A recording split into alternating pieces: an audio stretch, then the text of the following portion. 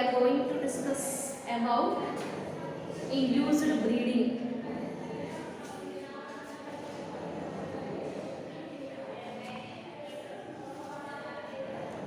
So last క్లాస్లో బంద్ breeding గురించి అంటే మనం యూనిట్ 1 స్టార్ట్ చేసుకున్నాము.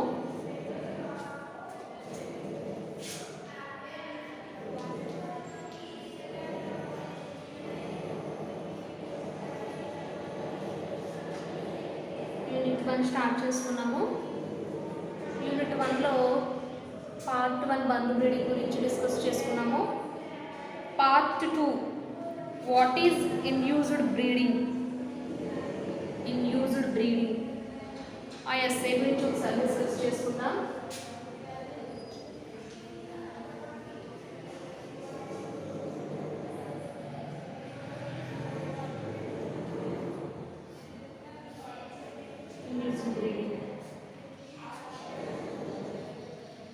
చూద్దాం.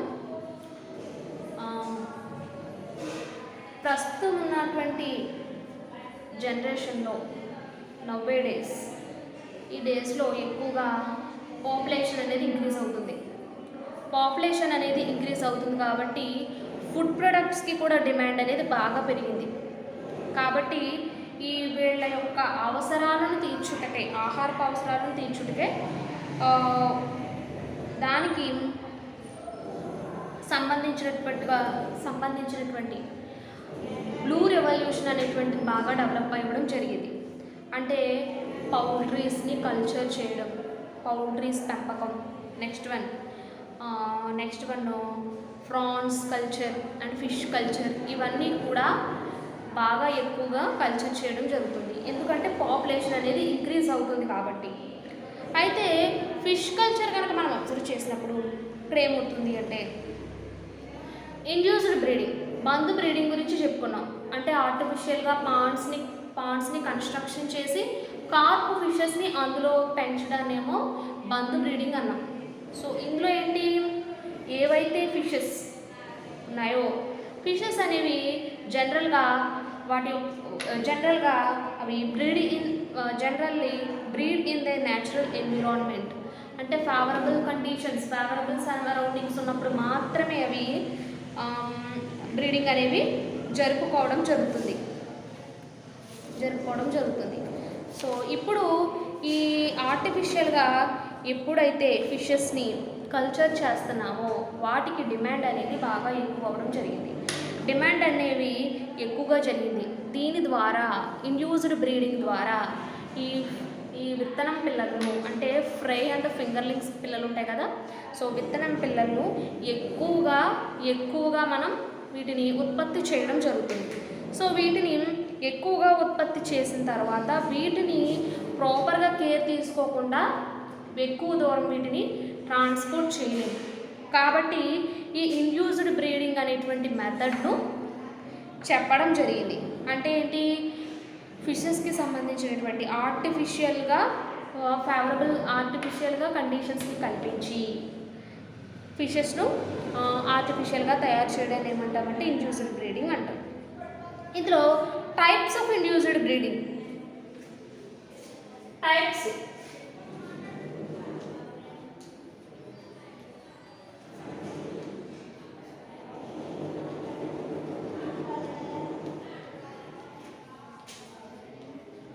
Of induced breeding. సో చూసినట్లయితే ఇక్కడ జనరల్గా పాండ్స్ని కానీ ఆర్టిఫిషియల్గా దానికి కావలసినటువంటి సరౌండింగ్స్ని కానీ దానికి కావలసినటువంటి పరిస్థితులను కల్పించి ఆర్టిఫిషియల్ పాండ్స్ని కన్స్ట్రక్షన్ చేసి వీటిని బ్రీడింగ్ చేయడం అనేది జరుగుతుంది. నెక్స్ట్ వన్ కార్ప్ ఫిషెస్కి ఆర్టిఫిషియల్గా నేచర్ని కల్పించి బ్రీడింగ్ చేయడాన్ని బంద్ బ్రీడింగ్ అంటాం. అది second type. And third type gonadotrophic growth హార్మోన్స్ని ఇంజెక్ట్ చేయడం ద్వారా కూడా విత్తనం పిల్లల్ని ఎక్కువగా, అంటే స్పానింగ్ అనేది ఎక్కువగా రావడం జరుగుతుంది. అయితే ఇక్కడ మనం అబ్జర్వ్ చేసినట్లయితే methods of induced breeding in natural ponds and tanks.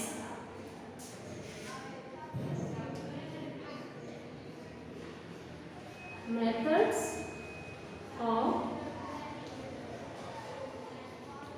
induced breeding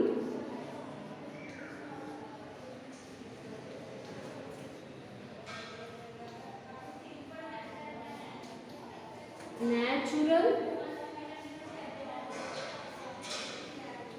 ponds and tanks. So induced బ్రీడింగ్ని న్యాచురల్గా దానికి న్యాచురల్గా ట్యాంక్స్ కానీ పాండ్స్ కానీ కన్స్ట్రక్షన్ చేసి వాటిలో ఫ్రై అండ్ ఫింగర్లింగ్స్ స్టేజెస్లో ఉండేటువంటి ఫిష్ని అందులో వేయడం జరుగుతుంది. సో ఇక్కడ ఫస్ట్ వన్ ఏంటంటే ప్రొవైడింగ్ సబ్స్ట్రాటమ్ ఫర్ ఎగ్స్. ఇందులో ఫస్ట్ వన్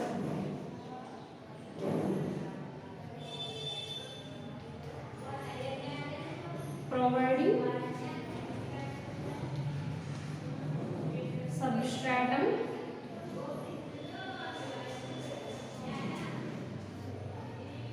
and eggs. చూద్దాం ఇక్కడ కొన్ని ఫిషెస్ సిప్రెనస్ స్కార్పియో అనేటువంటి యూరోపియన్ స్పీసెస్కి సంబంధించినటువంటి ఫిష్ ఓన్లీ ఇయర్కి వన్స్ మాత్రమే బ్రీడింగ్ అనేది జరుగుతుంది. నెక్స్ట్ వన్ ఏషియన్ స్పీసెస్ ఇవి ఏం చేస్తుందంటే number of times in a year. అంటే ఏంటి, ఇక్కడ నెంబర్ ఆఫ్ టైమ్స్ బ్రీడింగ్ అనేది జరుపుకుంటుంది. అంటే సిప్రెనస్ స్కార్పియో అనేటువంటి ఫిష్ ఇయర్కి వన్స్ ఓన్లీ ఒక్కసారే బ్రీడింగ్ జరుగుతుంది.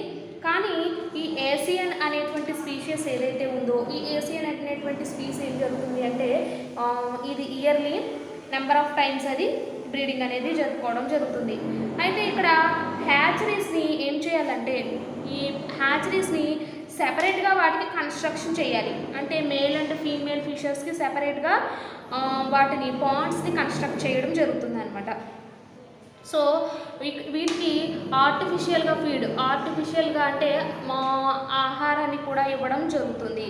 ఇచ్చిన తర్వాత స్పానింగ్ జరిగేటప్పుడు దాని యొక్క కింద ఉండేటువంటి సబ్స్ట్రాటమ్ అంటే కింద ఉండేటువంటి పాండ్ కింద ఉండేటువంటి ప్లేస్ ఇది ఎలా ఉండాలంటే స్ట్రాంగ్ సబ్స్ట్రాటమ్ అయ్యి ఉండాలి. సో అంటే ఏంటి, ఇది ఇయర్ అంతా కూడా ఇది వాటర్ని అంటే సమ్మర్ సీజన్ వచ్చినా కూడా వాటర్ అనేది డ్రై అవ్వకుండా ఉండేటట్టుగా సఫిషియంట్ వాటర్ అనేది ఉండేటట్టుగా చూసుకుంటూ ఉండాలి. అంటే కార్ప్ ఏవైతే హెల్తీ ఫిషెస్ ఉన్నాయో వాటిని వీటిని ఇందులో వేయడం జరుగుతుంది. సో ఇందులో వేసిన తర్వాత వాటికి by introducing aquatic plants like hydrilla, potamogeton, kakabans. So aquatic plants కూడా వేస్తారు. సో ఏ ప్లాంట్స్ అంటే ఇవి హైడ్రిల్లా,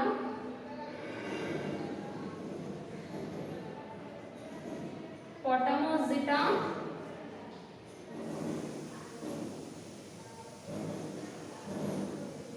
కాకాబన్స్ అనేటువంటి గ్రాస్ ఆక్వాటిక్ ప్లాంట్స్ని కూడా ఇందులో వేయడం జరుగుతుంది. నెక్స్ట్ మనం టెంపరేచర్ అనేది స్లైట్గా టెంపరేచర్ అనేది రైజ్ చేస్తూ ఉండాలి. సో ఫీమేల్ అనేటువంటి ఫిషెస్ 10 to 16 అవర్స్లో అవి మేటింగ్ అనేది జరపడం జరుగుతుంది. మేటింగ్ జరిపిన తర్వాత ఎగ్స్ని ఈ ఫెర్టిలైజ్డ్ ఎగ్స్ ఏవైతే ఉన్నాయో ఈ ఎగ్స్ని ఈ సబ్స్ట్రాటమ్ కింద ఉండేటువంటి గ్రాస్ ఫైబర్స్ అంటే ఈ హైడ్రిల్లా, పొటమోజిటాన్ అనేటువంటి ప్లాంట్స్ ఏవైతే ఉన్నాయో వాటికి అటాచ్ చేయడం జరుగుతుంది. So next one B1 loose substratum. B1 loose substratum.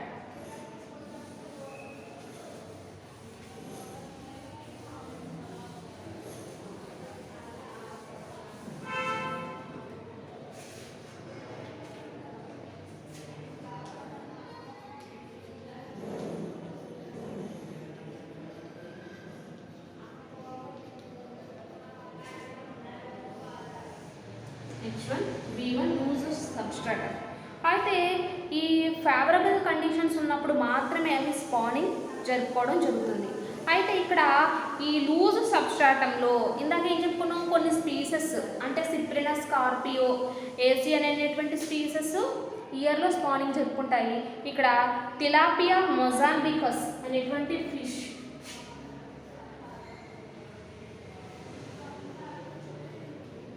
Tilapia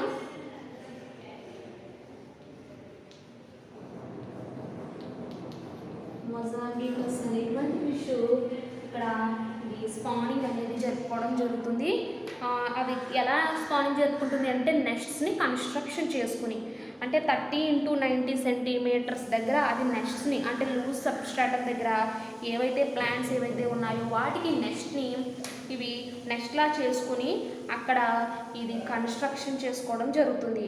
అక్కడ ఇది ఎగ్స్ని ఇయర్కి థ్రైస్ అంటే ఇయర్లో 3 టైమ్స్ అనేది ఇది ఎగ్స్ని లే చేస్తుంది. అయితే అక్కడ ఏ కండిషన్స్ కావాలి అంటే వాటర్ అనేది వామ్ నేచర్లో ఉండాలి, అంటే మరీ కూల్గా కాకుండా వామ్ నేచర్లో ఉండాలి. Aquatic plants and plankton, so అది తిలాపియా అనేటువంటిది ఎలా గ్రో అవుతుంది, దాని యొక్క గ్రోత్ ఎలా ఉంటుంది అంటే వాళ్ళు సబ్స్ట్రాటంలో ఉండేటువంటి plants, plankton, insect, larval, crustacean, వీటన్ని అదర్ ఆర్గానిక్ మెటీరియల్స్ వీటన్నింటినీ కూడా అవి తింటూ దాని యొక్క గ్రోత్ అనేది పెరగడం జరుగుతుంది. అయితే స్లోగా ఇందులో కూడా స్లైట్లీ రైస్ ఇన్ టెంపరేచర్ అనేది స్లోగా రైస్ చేస్తూ ఉండాలి. సో ఇదేం చేస్తుందంటే ఈ యొక్క ఫీమేల్ తిలాపియా మొజాంబికస్ అనేటువంటి ఫీమేల్ కొన్ని ఎగ్స్ని బకల్ క్యావిటీలో స్టోర్ చేసుకుంటుంది, హ్యాచ్ చేస్తుంది. అంటే పేరెంటల్ కేర్ మనం పేరెంటల్ కేర్ అనేటువంటిది యాంఫిబియన్స్లో అబ్జర్వ్ చేయొచ్చు. రానా టైగ్రినా, హైలా, డ్రాకోఫోరస్ మలబారికస్ అనేటువంటి ఫిష్ అనేటువంటి యాంఫిబియన్స్ ఫ్రాగ్స్ ఏవైతే ఉన్నాయో అవి వాటి యొక్క ఎగ్స్ను ఒక లీఫ్ కింద పెట్టడం కానీ లేకపోతే దాని యొక్క బకల్ క్యావిటీలో స్టోర్ చేసుకోవడం కానీ లేకపోతే దాని వీటిపైన దాని నెక్ పైన ఒక దండలా వేసుకోవడం కానీ అలా చేసి పేరెంటల్ కేర్ అనేటువంటిది జరుగుతుంది. సో ఇక్కడ కూడా తిలాపియా మొజాంబికస్ అనేటువంటి ఫిష్ పేరెంటల్ కేర్ అంటే బకల్ క్యావిటీలో అది హ్యాచ్ చేసుకోవడం జరుగుతుంది. నెక్స్ట్ వన్ ఇంకొక కింద ఫిషెస్ ఉన్నాయి, బార్బస్ అనేటువంటి ఫిష్.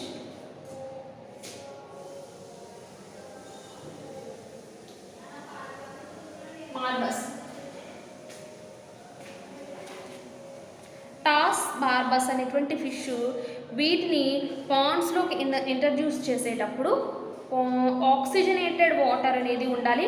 ఈ బార్బస్ అనేటువంటి ఫిష్ని పాండ్లోకి పెట్టేటప్పుడు పాండ్లోకి ఇంట్రడ్యూస్ చేస్తున్నాం, అప్పుడు వాటర్ అనేది ఆక్సిజనేటెడ్ అయి ఉండాలి, ఆక్సిజన్ ఉండేటువంటి వాటర్ ఉండాలి. టెంపరేచర్ అనేది 27 to 30 degrees టెంపరేచర్ అనేటువంటిది ఉండాలి. స్పీడ్ ఫ్లో ఆఫ్ వాటర్ ఇవన్నీ కూడా అంటే టెంపరేచరు, వాటర్ ఫ్లోయింగ్ ఇవన్నీ కూడా స్పానింగ్ జరిగేటప్పుడు వీటిని స్టిమ్యులేట్ చేస్తూ ఉంటాయి. నెక్స్ట్ వన్ కింద దాని యొక్క సబ్స్ట్రాటం వచ్చేసి సాఫ్ట్ మడ్డీ సబ్స్ట్రాటం, అంటే కింద అది దాని యొక్క మట్టి అనేది సాయిల్ అనేది ఎటువంటి స్టోన్స్, పెబ్బల్స్ కానీ ఏమీ లేకుండా మడ్డీ సబ్స్ట్రాటం అనేది ఉండాలి. Next one along with aquatic and grass bamboo sticks help for the formation of nets by the fish. So bamboo sticks కానీ ఆక్వాటిక్ ప్లాంట్స్ కానీ ఇందులో వేస్తారు, ఎందుకంటే అవి నెస్ట్ని ఫామ్ చేసుకుంటాయి. అదేవిధంగా క్లేరియస్, బట్రాకస్, ఎనాబస్, హెటెరోన్యూస్టాస్ ఇవన్నీ కూడా సేమ్ బార్బస్ లాగే అవి కూడా నెస్ట్ని ఫామ్ చేసుకుంటాయి. చూద్దాం కొన్ని ఫిషెస్. క్లేరియస్ బట్రాకస్ మార్పు చెప్పంటాం కదా, అది ఎనాబస్,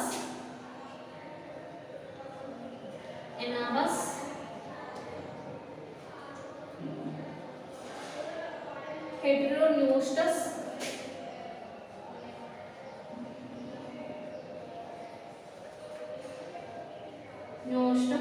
సో ఈ ఫిషెస్ అన్నీ కూడా ఎనాబస్, హెటెరోన్యూస్టస్, క్లేరియస్ ఈ ఫిషెస్ కూడా బార్బస్ ఫిష్ లాగే అవి నెస్ట్ని తయారు చేసుకోవడం జరుగుతుంది. నెక్స్ట్ వన్ ట్రౌట్స్ అనేటువంటి ఫిషెస్లో మనం అబ్జర్వ్ చేసినట్లయితే ట్రౌట్స్ ఇంకొక స్పీసీస్ ట్రౌట్స్ అనేటువంటి ఫిష్ని మనం అబ్జర్వ్ చేసినట్లయితే అది 4 monthsకి ఒకసారి అది ఇండ్యూస్డ్ బ్రీడింగ్ అనేది జరుపుకుంటుంది. Next one factors influencing the spanning process. Factors influencing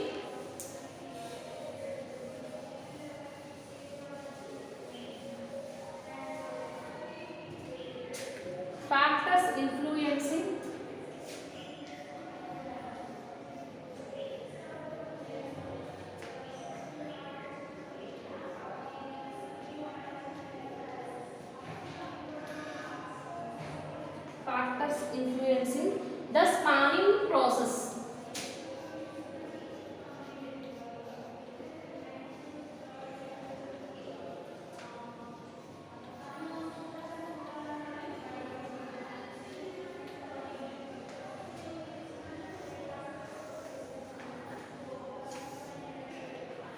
Factors influencing the spawning process.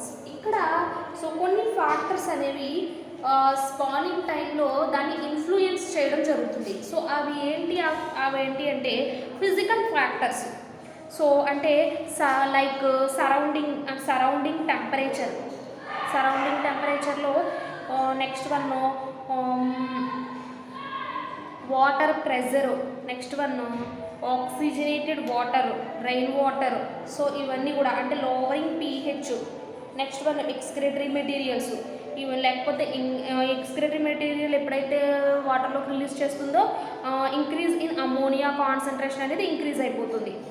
So కొన్ని ఫిషెస్లో అనమాట బార్బస్, గౌరమి, సిప్రినస్, క్లేరియస్ అనేటువంటి ఫిషెస్లో ఈ ఫ్యాక్టర్స్ అనేవన్నీ కూడా అంటే surrounding temperature, water pH, rain water, excretory materials అంటే ఇంక్రీజింగ్ ఇన్ అమోనియా కాన్సన్ట్రేషన్ ఇవన్నీ కూడా కొన్ని రకాల స్పీసెస్ని ఇన్ఫ్లుయెన్స్ చేయడం జరుగుతుంది. Next one by injecting gonadotrophic hormone. ఎప్పుడైతే growth hormone gonadotrophic hormone inject చేస్తారో అది ఏం చేస్తుంది అంటే మెచ్యూర్గా ఉండేటువంటి ఇండివిజువల్స్లో సెక్షువల్లీ మెచ్యూరేషన్ అనేది పెరగడానికి ఉపయోగపడుతూ ఉంటుంది. నెక్స్ట్ మనం కీటోటెస్టోస్టెరాన్, కొరియోనిక్ గొనడోట్రోఫిన్ ఇవన్నీ కూడా హార్మోన్స్ ఓవరీస్ని ఇవి ఎందుకు ఉపయోగపడతాయంటే స్టిమ్యులేట్ చేయడానికి, ఓవరీస్ని స్టిమ్యులేట్ చేసి మెచ్యూరిటీ అనేది జరగడానికి ఉపయోగపడుతూ ఉంటాయి. సో నెక్స్ట్ టాపిక్ ఇందులోనే నెక్స్ట్ టాపిక్ అంటే సో 2 టాపిక్స్ని కలిపి ఒక వీడియోగా పెట్టడం జరుగుతుంది. Next topic technique of hypophysation. Describe in detail the technique of hypophysation in fish. Next topic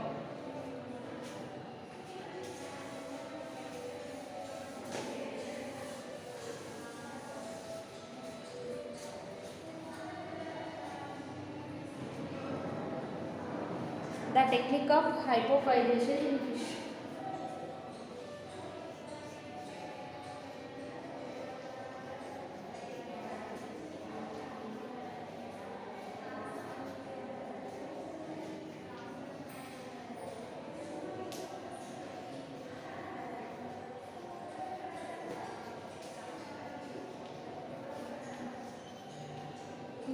హైపోఫైజేషన్ అనేది ఒక మెథడ్ గురించి నెక్స్ట్ టాపిక్లో చూద్దాం. నెక్స్ట్ టాపిక్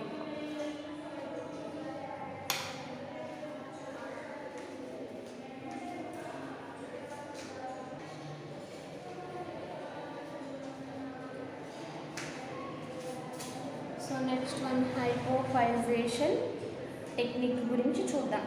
సో ఇక్కడ సో ఫిషెస్ అనేవి న్యాచురల్ ఎన్విరాన్మెంట్లో ఉన్నప్పుడు అవి బ్రీడింగ్ అనేవి జరుపుకుంటాయి. సో ఈ న్యాచురల్ బ్రీడింగ్ జరిపిన తర్వాత వాటిని కలెక్ట్ చేసి దూర ప్రదేశాలకు వాటిని ట్రాన్స్పోర్ట్ చేయలేదు కాబట్టి అది రిస్క్తో కూడినటువంటి ప్రాసెస్. సో ఇలాంటి స్పాన్ని కలెక్ట్ చేసి ఇలాంటి స్పాన్ని కలెక్ట్ చేసి వాటిపై ఉండేటువంటి అన్వాంటెడ్ ఆర్గానిజమ్స్ అంటే మెటీరియల్స్ కానీ అన్వాంటెడ్ ఆర్గానిజమ్స్ కానీ అన్వాంటెడ్ మెటీరియల్స్ కానీ ఇవన్నీ కూడా వాటి యొక్క స్పామ్ విత్తనం పిల్లలకు అంటి పెట్టుకుని ఉంటాయి. సో వీటిని ఆ ఎగ్స్ని లేదా వాటి యొక్క వేస్ట్ ఆర్గానిజమ్స్ని సెపరేట్ చేయాలంటే సో డిఫికల్ట్ ప్రాసెస్ అది. సో అలాంటప్పుడు ఏం చేస్తామంటే స్పాన్ని కలెక్ట్ చేసి న్యాచురల్ ఎన్విరాన్మెంట్లో స్పాన్ని కలెక్ట్ చేసి సో దాన్ని ఆర్టిఫిషియల్ కల్చర్ పాండ్స్లోకి న్యాచురల్ ఎన్విరాన్మెంట్లో కలెక్ట్ చేసిన తర్వాత దాన్ని ఆర్టిఫిషియల్ పాండ్స్లో కనుక వేసినట్లయితే ఏవైతే ఈ అదర్ వేస్ట్ మెటీరియల్స్ ఉన్నాయో వాటి నుంచి వాటిని మనం సెపరేట్ చేయడం ఈజీగా ఉంటుంది. అంటే ఫిజికల్ ఫ్యాక్టర్స్ కూడా ఇవన్నీ కూడా మనం హైపోఫైజేషన్ మెథడ్ ద్వారా చేయొచ్చు. సో చూద్దాం. హైపోఫైజేషన్ అనేటువంటిది ఏంటి అంటే ఇక్కడ హైపోఫైజేషన్ అంటే హార్మోన్స్ని ఫిష్కి ఇంజెక్ట్ చేయడం ద్వారా దాని యొక్క గ్రోత్ని పెంచవచ్చు. అదేవిధంగా సెక్షువల్ రిప్రొడక్టివ్ ఆర్గాన్స్ అనేవి బాగా డెవలప్ చేసి ఫిషెస్లో మెచ్యూరిటీ అనేది వచ్చేలా చేయొచ్చు అనమాట. సో అసలు వీటిని ఎక్కడ ఇంజెక్ట్ చేస్తారు ఏంటి అన్నది ఒకసారి చూద్దాం. ఫస్ట్ మనం పిచ్యూటరీ గ్లాండ్ని కలెక్ట్ చేయాలి. పిచ్యూటరీ గ్లాండ్ని ఎక్కడి నుంచి కలెక్ట్ చేస్తాము అంటే పిచ్యూటరీ గ్లాండ్ని కలెక్ట్ చేయాలి. ఎక్కడి నుంచి కలెక్ట్ చేస్తాము అంటే సో పిచ్యూటరీ గ్లాండ్ని బ్రెయిన్ ఉంటుంది కదా. సో బ్రెయిన్లో హైపోథాలమస్ అనేటువంటి రీజియన్ ఉంటుంది. ఆ రీజియన్లో పిచ్యూటరీ గ్లాండ్ ఉంటుంది. అంటే ventral side of the diencephalon. Already మెదడులో 3 రీజియన్స్ ఉంటాయని తెలుసు. ప్రోజెన్సెఫాలం, రోమన్సెఫాలం, డయాన్సెఫాలం. అయితే వెంట్రల్ సైడ్లో ఏ రీజియన్ ఉంది? డయాన్సెఫాలం రీజియన్ ఉంది.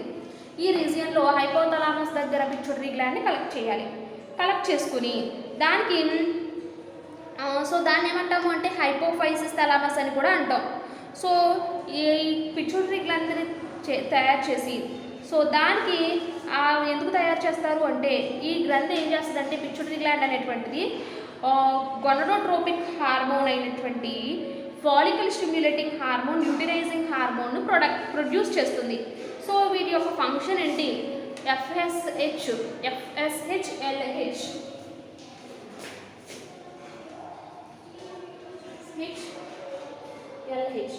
అంటే పిచ్యూటరీ గ్లాండ్ FSH, LH అనేటువంటి హార్మోన్స్ రిలీజ్ చేస్తుంది. ఏంటిది? Follicle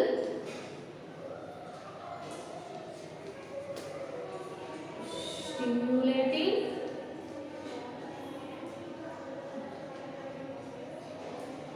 hormone. LH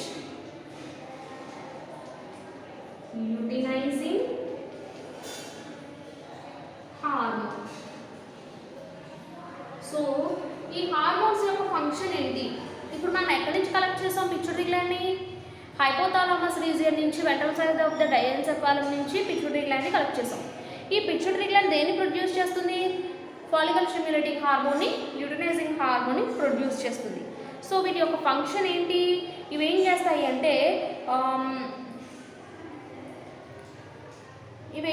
అంటే ఏవైతే ఓవరీస్ ఉంటాయో ఓవరీస్ని నెక్స్ట్ మేల్ ఫిషెస్లో ఉండేటువంటి స్పర్మ్ని ఇవి డెవలప్ చేస్తాయి. అంటే ఏంటి? ఇది ఎక్కడి నుంచి కలెక్ట్ చేస్తారు అంటే ఫస్ట్ కొంచెం మెచ్యూరిటీ ప్రౌఢజీవిగా ఉండేటువంటి మెచ్యూరిటీ ఏజ్లో ఉండేటువంటి ఈ ఫిష్ను దాని యొక్క స్కల్ ఉంటుంది కదా, స్కల్ యొక్క వెంట్రల్ సైడ్లో ఉంటుందన్నమాట. వెంట్రల్ సైడ్లో ఉండేటువంటి పిచ్యూటరీ గ్లాండ్ కలెక్ట్ చేస్తారు. చేసి దీన్ని ఈ పిచ్యూటరీ గ్లాండ్ని 5 to 6 days ఐస్లో దీన్ని స్టోర్ చేయొచ్చు. కాకపోతే ఐస్లో స్టోర్ చేయొచ్చు. మరలా దీన్ని 3 typesగా స్టోర్ చేయొచ్చు. ఆల్కహాల్లో స్టోర్ చేయొచ్చు, ఎసిటోన్లో స్టోర్ చేయొచ్చు, నెక్స్ట్ ఐస్లో కూడా వీటిని స్టోర్ చేయొచ్చు. సో సాధారణంగా సాధారణంగా ఫార్మర్స్ ఏం చేస్తారంటే ఆల్కహాల్లో మాత్రమే వీళ్ళు స్టోర్ చేస్తారు.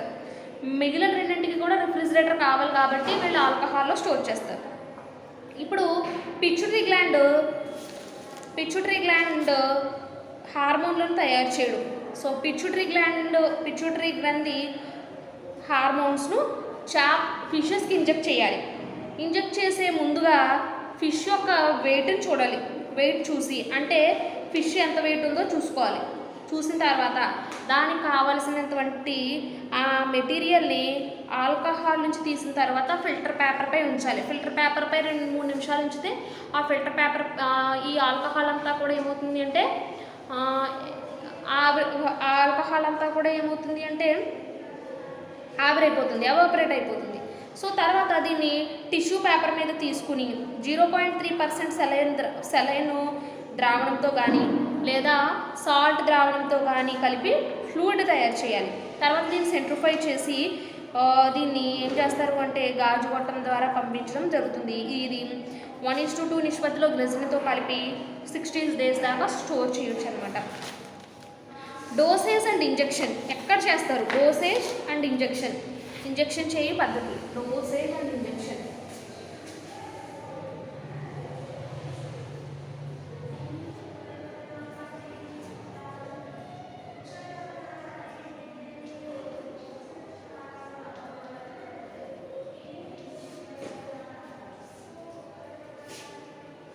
డోసేజ్ అండ్ ఇంజెక్షన్ ఎలా చేస్తారు? ఇంజెక్షన్ అనేది ఎలా చేస్తారు అంటే బ్రీడర్ ఫిష్ యొక్క బరువును బట్టి ఆ మెటీరియల్ని ఇంజెక్ట్ చేయడం జరుగుతుంది, హార్మోన్ని ఇంజెక్ట్ చేయడం జరుగుతుంది. అంటే ఏంటి? ఫస్ట్ ఫిష్ని తీసుకుని ఫిష్కి లాటరల్ లైన్ ఉంటుంది కదా, సో ఇది లాటరల్ లైన్, ఫిష్కి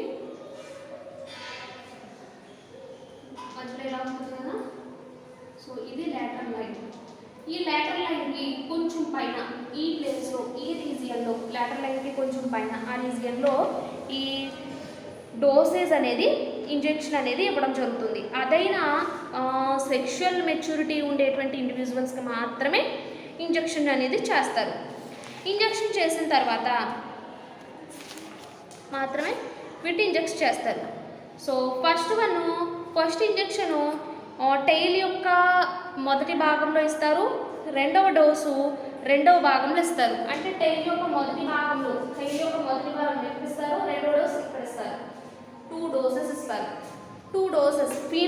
మేల్ ఫిష్కి మాత్రం ఒక డోసే ఇస్తారు, ఫీమేల్ ఫిష్కి మాత్రం 2 times డోస్ అనేది ఇస్తారనమాట. నెక్స్ట్ వన్ స్పానింగ్ లేదా fertilization. Spawning or fertilisation.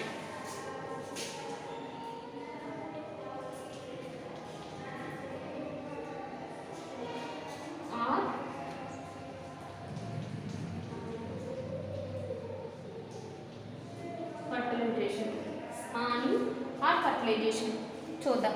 So hormone ఎప్పుడైతే ఇస్తామో ఇచ్చిన తర్వాత ఈ ఫిషెస్ను ఫెర్టిలైజేషన్ గురించి వాటిని పాండ్స్లోకి ఇంట్రడ్యూస్ చేయాలి, పాండ్స్ లేదా హాపాస్లోకి ప్రవేశపెట్టాలి.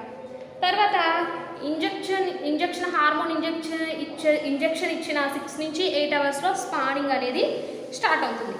అంటే స్త్రీజీవి అంటే మేల్ నుంచేమో స్పర్మ్స్, ఫీమేల్ నుంచేమో ఎగ్స్ అనేవి రిలీజ్ అవుతాయి. సో ఈ కార్ప్ ఫిషెస్కి 25 to 35 degrees సెంటీగ్రేడ్ అనేది టెంపరేచర్ అనేది ఉండాలి. అంటే ఇంచుమించు 28 నుంచి 30 degrees సెంటీగ్రేడ్ అనేది టెంపరేచర్ అనేటువంటిది దీనికి సరిపోతుంది. pH ఇవన్నీ కూడా చూసుకుంటూ ఉండాలి. అయితే ఫస్ట్ ఇంజెక్షను ఈవినింగ్ టైం 4 ఆ టైంకి ఇస్తే సెకండ్ ఇంజెక్షను ఉదయం 10 గంటలకు ఇస్తే కనుక గుడ్లు అనేవి ఫర్టిలైజేషన్ అనేది జరుగుతుంది. ఫర్టిలైజేషన్ జరిగిన వెంటనే ఫిషెస్ను తీసేసి ఈ ఫిషెస్ను అంటే ఫర్టిలైజేషన్ ఏం జరుగుతుంది? బాహ్యంగా జరుగుతుంది, ఎక్స్టర్నల్గా జరుగుతుంది. కాబట్టి ఫలదీకరణ చెందిన తర్వాత ఫెర్టిలైజేషన్ జరిగిన తర్వాత ఫిషెస్ని కలెక్ట్ చేసి వేరే పాండ్స్లోకి ఇంట్రడ్యూస్ చేయాలి, చైనీస్ హ్యాచరీస్లోకి మార్చాలి. సో వీటిని ట్యాంకులుగా కానీ లేదా సిమెంట్ తొట్లలో కానీ వాటిని వేయడం జరుగుతుంది. వేయడం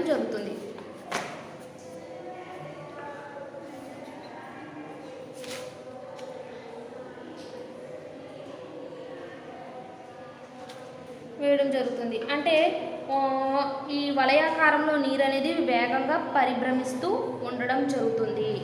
అయితే 25 to 30 degrees ఉన్నప్పుడు స్పానింగ్ జరుగుతుంది. ఏదైతే ట్యాంక్ కానీ ఏదైతే పాండ్ అడుగు భాగంలో గొట్టం ద్వారా ఇది తొట్టితో కలపబడి ఉంటుంది. తర్వాత ఈ తగిన నీటిని ఆక్సిజన్ని నింపాలి. 36 నుంచి 72 అవర్స్ వరకు అవి ఏంటంటే ఈ ఎగ్స్ అనేవి చనిపోకుండా ఉంటాయి. దూరాన్ని బట్టి వాటి యొక్క ఆక్సిజన్ని ఉంటుందన్నమాట. హైపోఫైజేషన్ పద్ధతి వల్ల ఉపయోగాలు చూసినట్లయితే ఈ పద్ధతి వల్ల చేప విత్తనం అనేది ఫ్రై అండ్ ఫింగర్లింగ్స్ అనేవి ఆ ప్రాంతం ఎక్కడైతే చేసుకుంటున్నామో అక్కడే తయారు చేసుకోవడం జరుగుతుంది.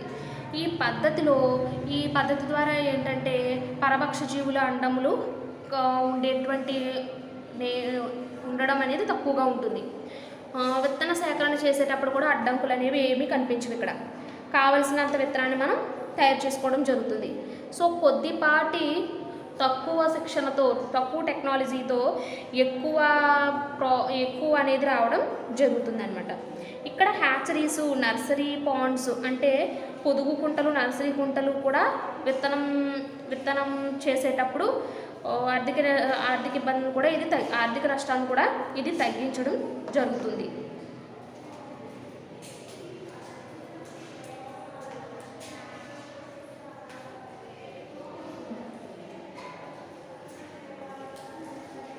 సో ఆర్థిక నష్టాన్ని కూడా ఇది తగ్గించడం జరుగుతుంది. సో ఈరోజు క్లాస్లో యూనిట్ 1లో ఉండేటువంటి పార్ట్ 1 వచ్చేసి బంద్ బ్రీడింగ్, పార్ట్ 2 వచ్చేసి ఇండ్యూస్డ్ బ్రీడింగ్, హైపోఫైజేషన్ టెక్నిక్ ఇన్ ఫిషెస్లో ఉండేటువంటి హైపోఫైజేషన్ టెక్నిక్ గురించి ఈరోజు క్లాస్లో డిస్కస్ చేసుకున్నాము. అంటే aquaculture management post harvesting technology complete అయింది. తర్వాత ఆక్వాకల్చర్ మేనేజ్మెంట్ అనేది స్టార్ట్ చేసుకున్నాము. ఇందులో కూడా 5 యూనిట్స్ ఉన్నాయి. First unit breeding and hatchery management. ఇందులో first topic and second topic complete అయింది. సో నెక్స్ట్ క్లాస్లో చెప్పుకుందాము. సో నెక్స్ట్ టాపిక్ వచ్చేసి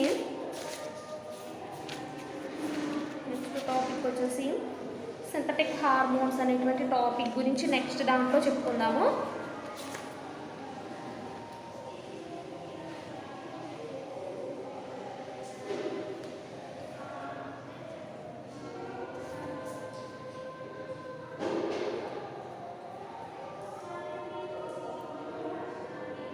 సో వీటిని ఈ హైపోఫైజేషన్ ద్వారా చేసినటువంటి ఫ్రై అండ్ ఫింగర్లింగ్స్ ఏవైతే ఉంటాయో ఈ ఫ్రై అండ్ ఫింగర్లింగ్స్ని పాలిథిన్ కవర్స్లో కానీ లేదా చిన్ని డబ్బాల్లో కానీ వేసి వీటిని వేరే అదర్ స్టేట్స్కి వీటిని ట్రాన్స్పోర్ట్ చేయడం జరుగుతుంది. అంటే ఏంటి, వాటర్ కంటెంట్ నెక్స్ట్ ఆక్సిజన్ కూడా నింపడం జరుగుతుంది. సో ఇవన్నీ జాగ్రత్తగా చూసుకుంటే, ప్రాపర్ కేర్ అనేది తీసుకుంటే మనం ఈ స్పానింగ్ అనేది జరిపి నెంబర్ ఆఫ్ ఫ్రై అండ్ ఫింగర్లింగ్స్ని మనం ఈ హై ఈల్డ్ని మనం పొందుకోవడం జరుగుతుంది.